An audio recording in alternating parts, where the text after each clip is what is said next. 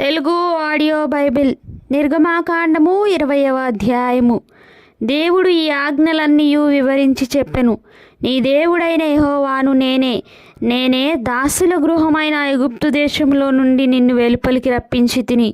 నేను తప్ప వేరొక దేవుడు నీకు ఉండకూడదు.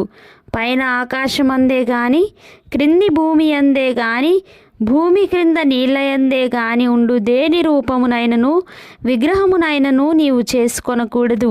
వాటికి సాగిలపడకూడదు, వాటిని పూజింపకూడదు. ఏలయనగా నీ దేవుడనైన యెహోవానగు నేను రోషము గల దేవుడను. నన్ను ద్వేషించు వారి విషయంలో 3-4 తరముల వరకు తండ్రుల దోషమును కుమారుల మీదికి రప్పించుచు, నన్ను ప్రేమించి నా ఆజ్ఞలు గైకొని వారిని 1000 తరముల వరకు కరుణించువాడనై ఉన్నాను. నీ దేవుడైన యెహోవా నామమును వ్యర్థముగా నుచ్చరింపకూడదు. యెహోవా తన నామమును వ్యర్థముగా నుచ్చరింపు వానిని నిర్దోషిగా ఎంచడు. విశ్రాంతి దినమును పరిశుద్ధముగా ఆచరించుటకై జ్ఞాపకముంచుకొనుము. 6 దినములు నీవు కష్టపడి నీ పని అంతయు చేయవలెను. 7వ దినము నీ దేవుడైన యెహోవాకు విశ్రాంతి దినము. దానిలో నీవైనను నీ కుమారుడైనను నీ కుమార్తె అయినను నీ దాసుడైనను నీ దాసి అయినను నీ పశువు అయినను నీ ఇండ్లలోనున్న పరదేశి అయినను ఏ పనియు చేయకూడదు. 6 దినములలో యెహోవా ఆకాశమును భూమియు సముద్రమును వాటిలోని సమస్తమును సృజించి 7వ దినమున విశ్రమించను. అందుచేత యెహోవా విశ్రాంతి దినమును ఆశీర్వదించి దాని పరిశుద్ధపరచెను. నీ దేవుడైన యెహోవా నీకు అనుగ్రహించు దేశంలో నీవు దీర్ఘాయుష్మంతుడవగునట్లు నీ తండ్రిని నీ తల్లిని సన్మానించుము. నరహత్య చేయకూడదు, వ్యభిచరించకూడదు, దొంగిలకూడదు, నీ పొరుగువాని మీద అబద్ధ సాక్ష్యము పలుకకూడదు, నీ పొరుగువాని ఇల్లు ఆశింపకూడదు. నీ పొరుగువాని భార్యనైనను అతని దాసునైనను అతని దాసినైనను అతని ఎద్దునైనను అతని గాడిదనైనను నీ పొరుగువానిదగు దేనినైనను ఆశింపకూడదు అని చెప్పెను.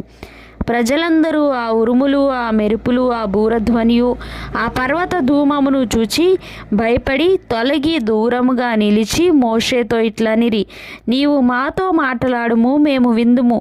దేవుడు మాతో మాటలాడిన ఎడల మేము చనిపోదుము. అందుకు మోషే, భయపడుకుడి, మిమ్ము పరీక్షించుటకును మీరు పాపము చేయకుండానట్లు ఆయన భయము మీకు కలుగుటకును దేవుడు ఏం చేసినని ప్రజలతో చెప్పెను. ప్రజలు దూరముగా నిలిచిరి. మోషే దేవుడున్న గాఢాంధకారమునకు సమీపింపగా యెహోవా మోషేతో ఇట్లనెను, ఇశ్రాయేలీయులతో ఇలాగు చెప్పుము, నేను ఆకాశము నుండి మీతో మాటలాడితిని, మీరు గ్రహించితిరి.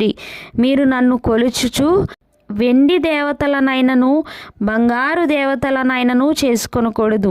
మంటి బలిపీఠమును నా కొరకు చేసి దాని మీద నీ దహన బలులను సమాధాన బలులను నీ గొర్రెలను నీ ఎద్దులను అర్పింపవలెను. నేను నా నామమును జ్ఞాపకార్థముగా నుంచు ప్రతి స్థలములోనూ నీ యొద్దకు వచ్చి నిన్ను ఆశీర్వదించెదను.